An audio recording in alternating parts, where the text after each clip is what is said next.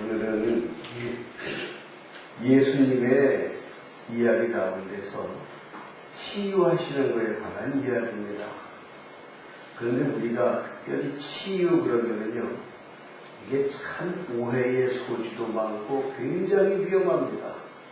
특별히 우리 한국 교인들에게 있어서는 그런 부분이 많은데, 좀 딱딱한 얘기 좀 먼저 하겠습니다.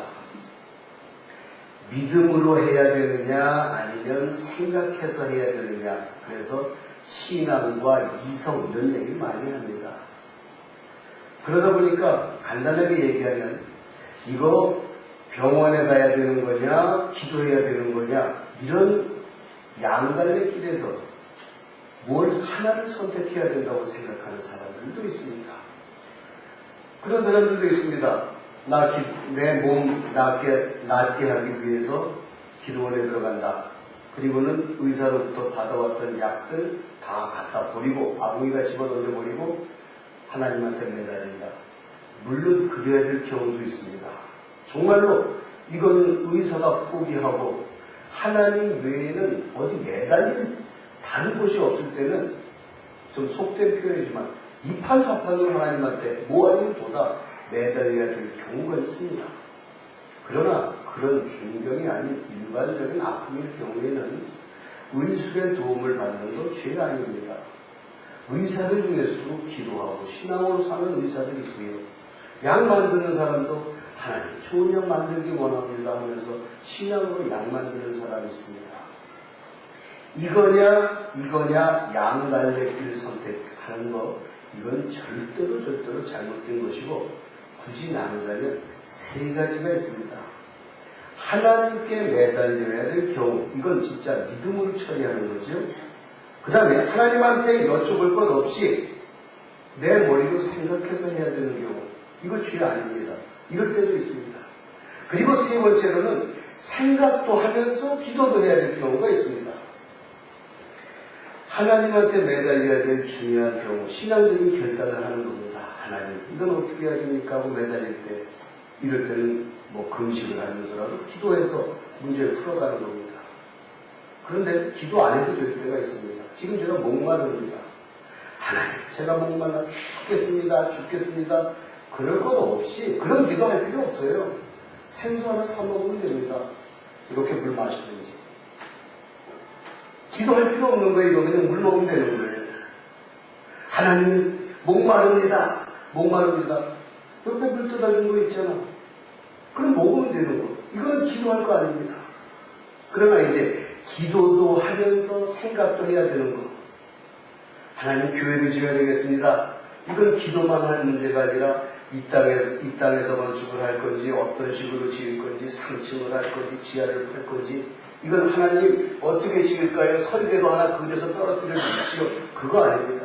지금 우리 상황에서 이거는 이런 식의 건물을 지어야 되고, 이런 땅에는 이런 식으로 건물을 앉혀야 되고, 생각하면서 기도하면서 해나가는 경우입니다. 이렇게 세 가지가 있는데 어떻게 그걸 나누는지 그건 여러분들 사실 아십니다. 쉽게 얘기하면 중요한 거, 이건 생각하는 문제가 아니다 싶을 때는 기도하는 거고, 사소한 것, 내가 가스불을 잠궜나 홍합물을 잠궜나 이런 건 기도 안 하고 그냥 내가 하는 겁니다. 또 생각해야 될 부분은 기도하면서 생각도 하는 세 가지, 이건 절대 어렵지 않습니다. 제가 이 얘기를 먼저 하는 이유가, 제가 처음 목회할 때부터 참 이것 때문에 힘들었습니다. 교회를 폐쇄하려고 하는 그런 곳에 저 교회를 이제 없애자 이러는데 제가 가게 됐습니다. 무식하니까 용감했지요. 지금 같았으면 안 갔을 겁니다. 그냥 폐쇄하게 놔뒀지. 왜냐하면 양쪽 마을에 든든한 감리교회가 잘 있었기 때문에 그 중간에 50가구도 안 되고 뭐 사람은 별로 없는 그 마을에, 굳이 시골이니까 교회가 있을 필요도 사실은 없었거든요. 다 허물어가고 건물도 없고 남의 집 마을이고. 그런데 거기에 갔는데 모르고 갔지요. 처음 전도사 돼서니까. 근데 참 어렵다는 걸 솔직히 느꼈습니다. 왜냐? 그 교회에 처음으로 세운 전도사님이 제가 3대째 가는 거예요. 해결해 준다고 했습니다. 그 당시에 90년도도 되기 전이니까 해결해, 뭐 약만 먹으면 잘 견딜 수 있는 거거든요.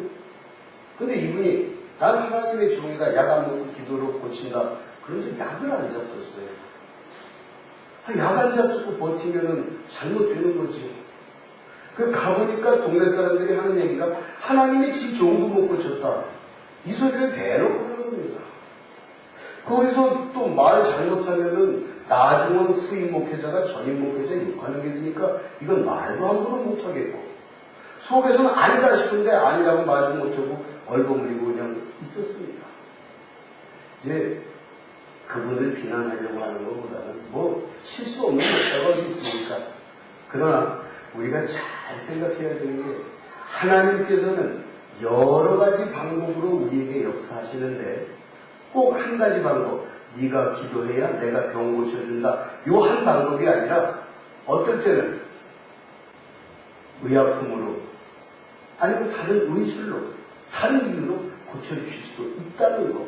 예수님도 치유하실 때 말씀으로만 고쳐주신 적도 있고 진흙에다가 좀 지저분하지만 침 뱉어가지고 이겨서 눈에 붙여주고 뭐 이런 적도 있었고 안수기도 하신 적도 있었고 방법이 여러 가지입니다.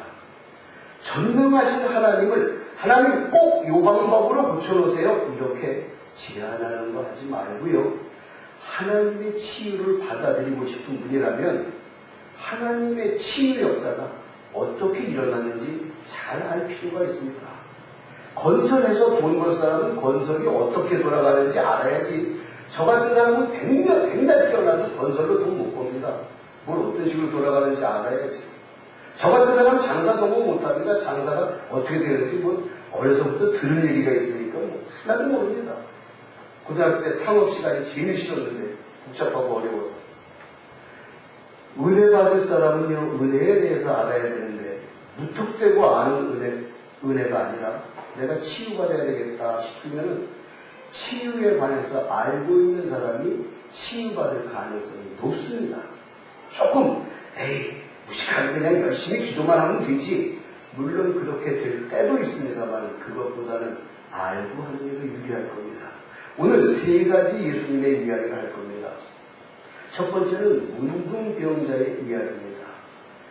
문둥병은 그 당시에는요 단순한 피부병이라고 생각한 게 아니라 저건 저 인간이 잘못했기 때문에 하나님이 주신 벌이다라고 생각을 했습니다.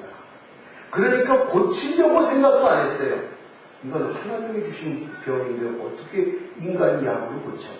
그냥 포기하고 내 아들 중에 문둥병 걸렸으면 격리시켜서 문둥병 환자들만 사는 곳으로 보내주고 가끔 이제 먹을 거 대주는 거 그거밖에 안 하고 살았습니다. 배너 영화 보신 분들 그거 기억나실 겁니다. 그런 장면들을. 그런데 이 문둥병자들은 건강한 사람들이 사는 동네에 내려올 때도요 자주 못 내려오게 됐지만 내려올 때 소리 지르면서 내려옵니다.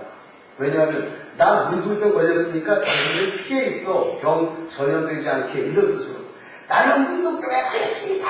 소리 지르면서 가면 저쪽에서 오던 사람들이 저는 문둥병자다. 그리고 피해가게 만드느라고. 그런데 한 문둥병자가 예수님께 와서 그거 평생 하나 아니겠습니까? 고쳐달라고 하는데 말을 어떻게 하느냐. 잘 보셔야 됩니다. 선생님 원하시면 고쳐주실 수 있습니다라는 얘기합니다. 이건 중요한 얘기인데요. 문둥병은 고칠 수 없는 병이라고 보통 사람들 다 알고 있는데 이 사람은 당신이라면 당신이 마음만 먹으면 할 수 있습니다라는 걸 인정을 한 거예요.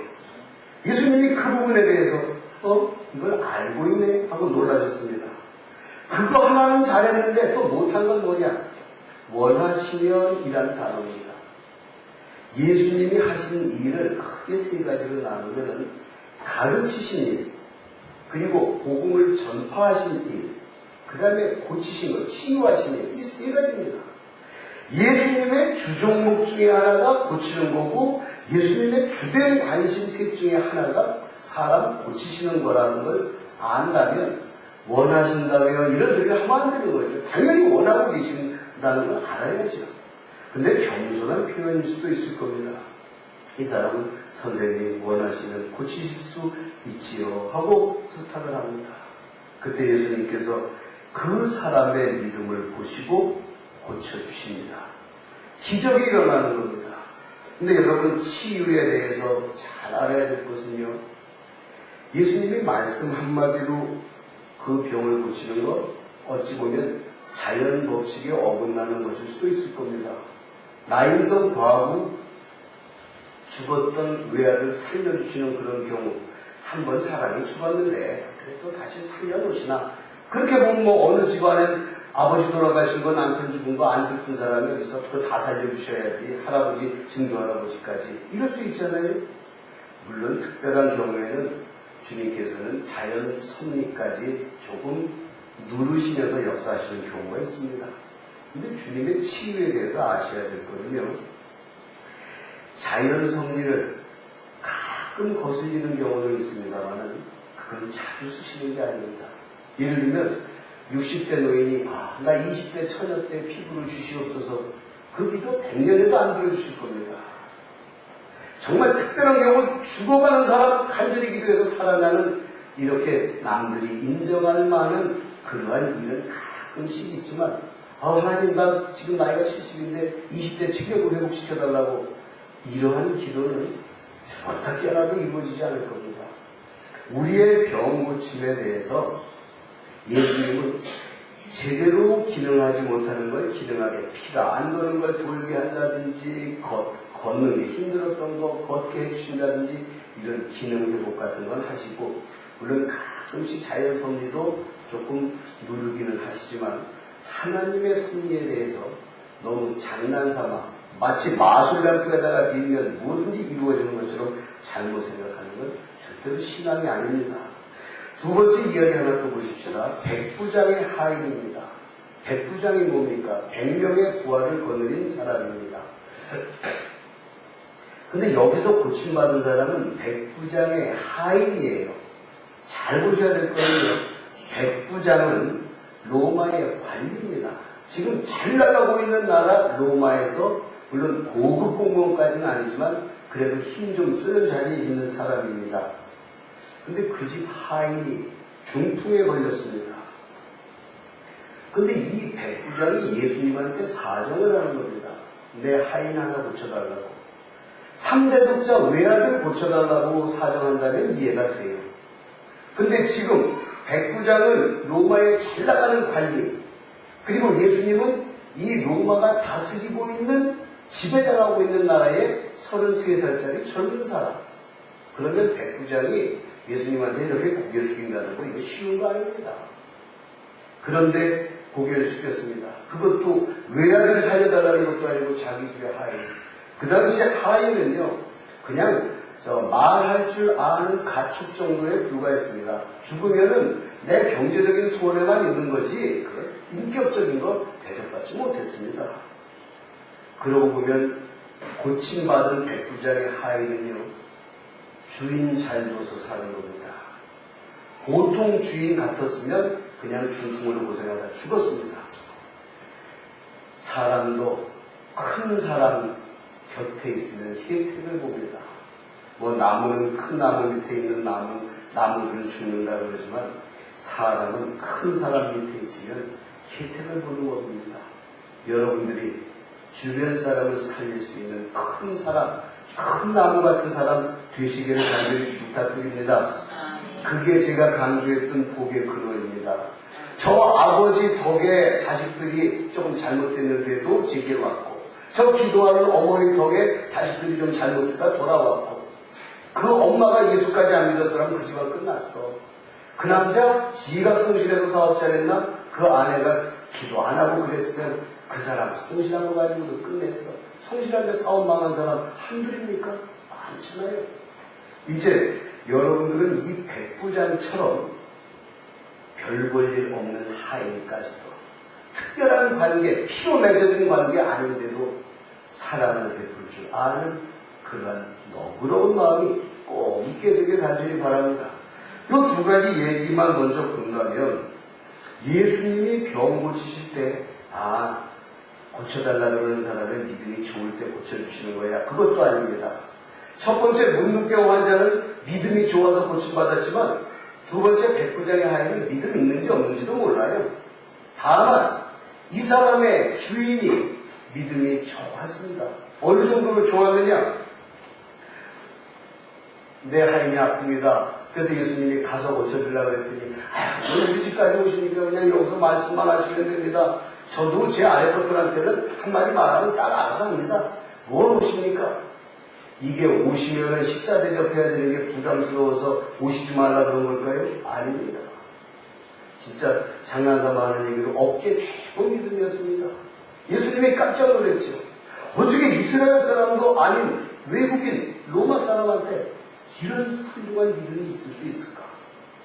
그래서 예수님께서는 이 백부장의 믿음을 보시고 정말 최고다, 이런 믿음 못 봤다 칭찬을 하시면서 그의 하인을 고쳐주셨습니다. 세 번째 경우 보십시다. 베드로의 장모가 열병을 앓고 있습니다. 그 당시 열병 곧 죽는 병입니다. 이 사람 열병 걸렸다 그러면 이 집에 가지도 않는 게 도리입니다. 그런데 걸린 사람이 누구냐? 베드로의 장모입니다. 저는 그런 생각 해봤어요. 베드로 장모가 베드로를 좋아했을까? 안 좋아했을 것 같아요. 아이고, 사위라고 얻어놨는데 뭐 돈벌이도 못하고 젊은 사람 따라다니면서 맨날 저러고 다니고 있지. 별로 안 좋았을 겁니다. 그런데 열병 걸렸을 때는 또 얘기가 좀 달라지죠. 예수님께서 베드로의 집을 방문을 하신 겁니다. 거기 가서 베드로의 장모가 열병 걸린 것을 보고 그 장모의 손을 잡아줍니다. 아마 베드로의 장모는 손 잡아주시는 그 친절에 일단 감동했을 겁니다. 누가 열병 걸린 나 손을 잡아 안 잡아주지, 다 피하고 우리 집에도 안 들어오는데 이 양반 그래도 오셔서 내 손까지 잡아주시네. 아마 그것만 해도 감동했을 겁니다. 그런데 만져만 주신 게 아니라 베드로 장모의 열병을 고쳐주시죠. 이 베드로의 장모는 어찌 보면 사위 잘 두어서 병 고침 받은 겁니다. 베드로의 장모가 믿음이 있었는지 없었는지 거기까지는 잘 모릅니다. 다만 성경 말고 다른 전해오는 이야기에 비하면 베드로의 그 집안이 예수님과 굉장히 가까웠었다. 그래서 예수님이 가버나움에 있는 이 베드로 장모의 집에 자주 가셨다 하는 그런 성경에 없는 얘기들 정도는 있습니다만은 특별한 건 없습니다. 베드로 장모는 사위 잘 둬서 사위의 선생이 고쳐준 겁니다.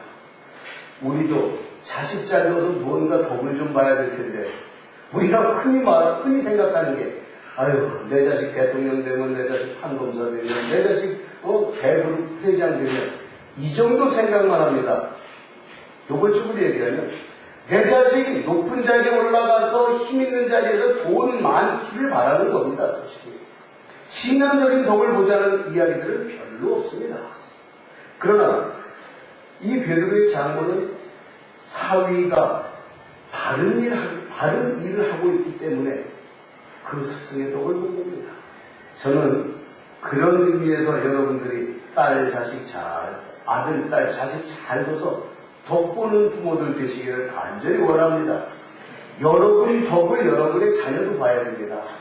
저에서 지 엄마가 기도하는 권사 아니었으면 쟤 벌써 주먹잡이 되고 끝났어. 이런 소리 들 때도 그래, 저 어머니 때문에, 어머니 덕분에 마치 백부장의 하인이 살아난 것처럼 제가 어머니 덕에 살았다.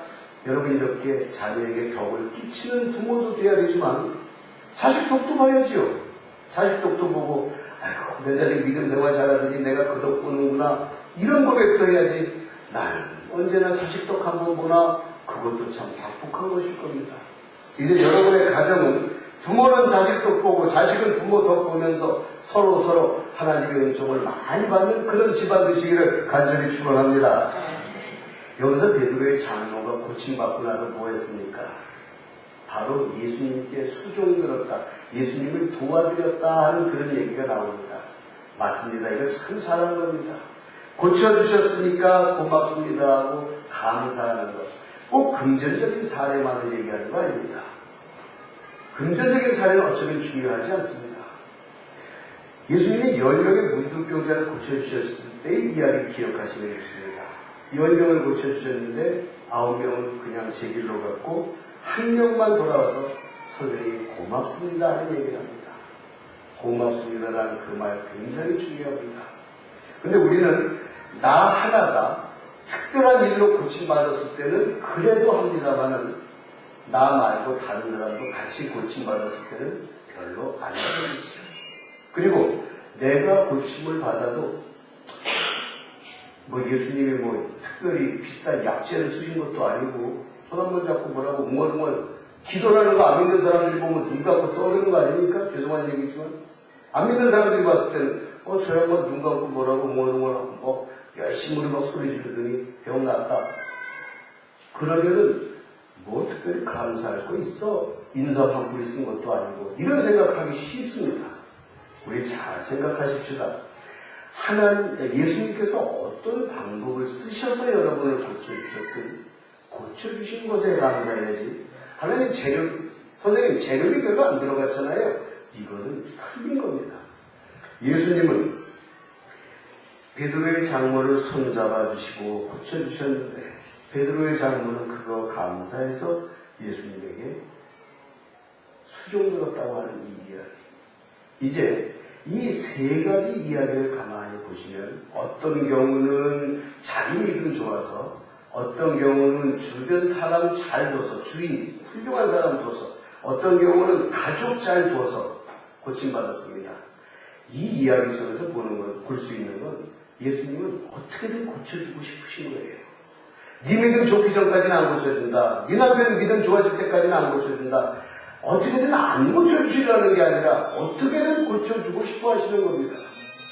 그게 예수님의 마음이라는 걸 여러분 잘 아신다면 여러분의 모든 문제를 가지고 이제 주님께 나오시기를 간절히 축원합니다. 호질기의라는 말이 있습니다.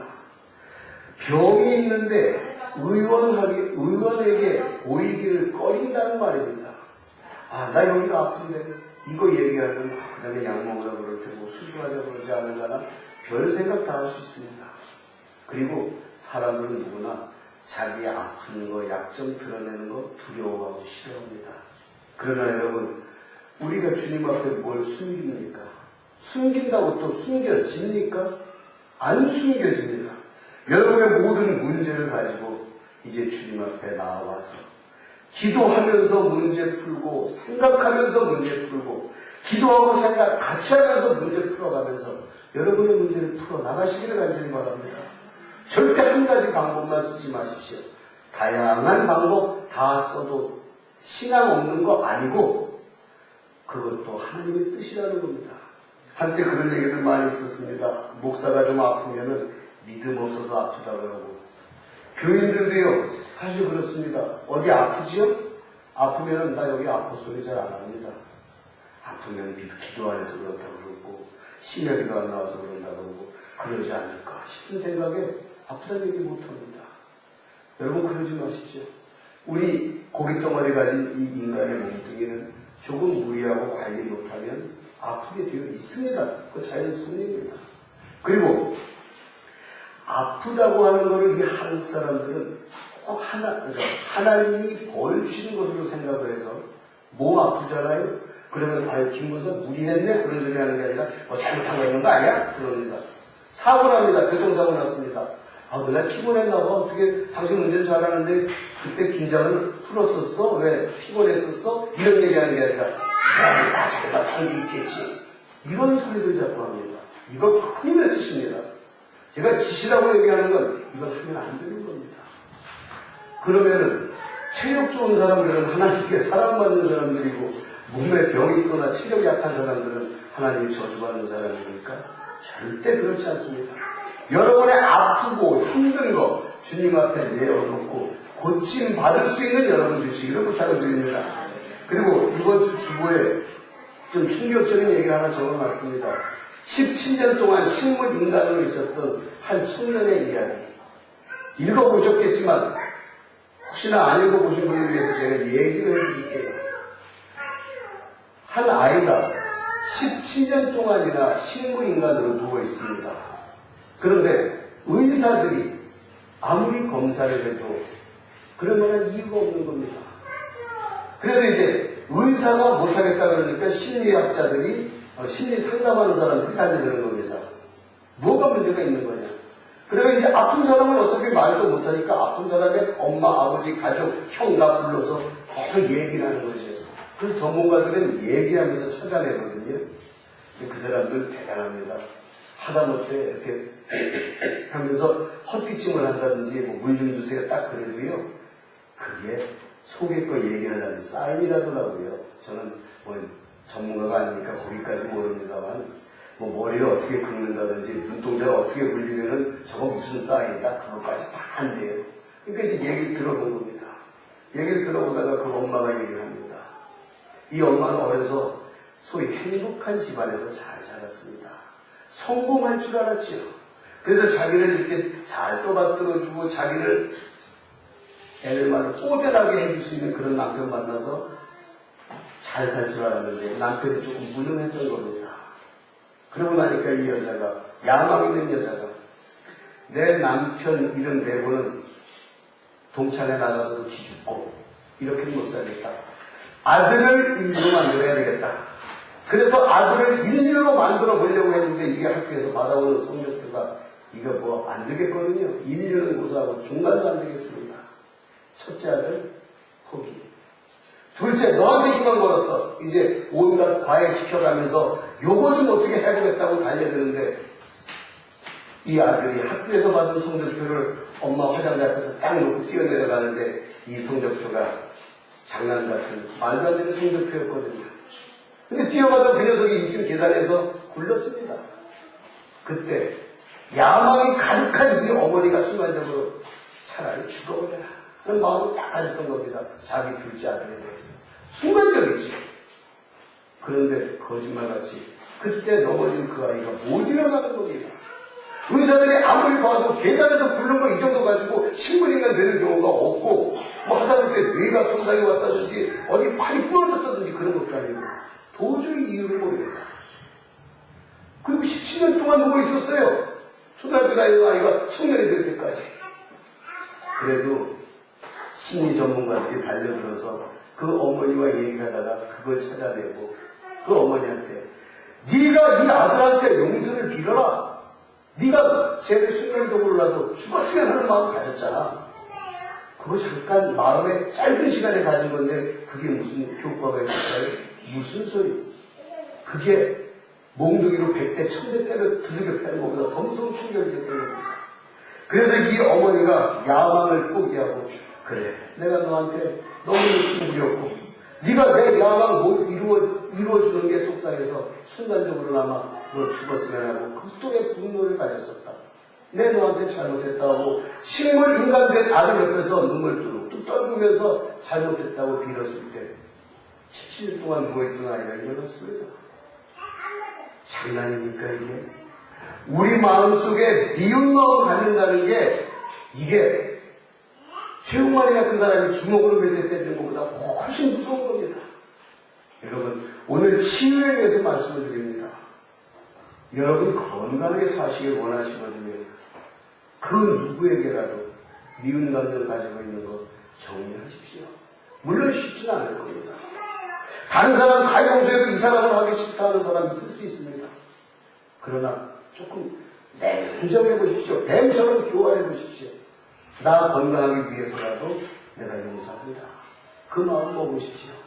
그리고는 내가 혹시나 누구에게 이러한 독한 마음 먹은 적 없는지 잘 봐야 됩니다.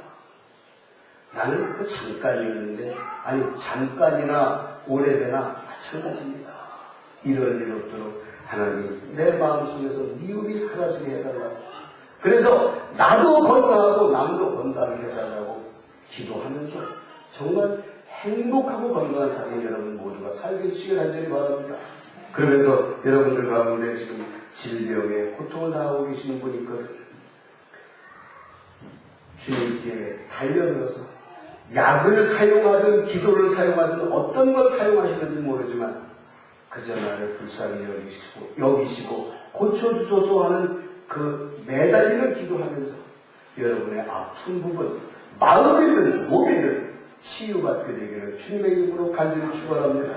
여러분 모두가 이 치유의 구경뿐이 아니라 치유의 수혜자가 되시기를 주의 이름으로 간절히 축원합니다. 기도하겠습니다.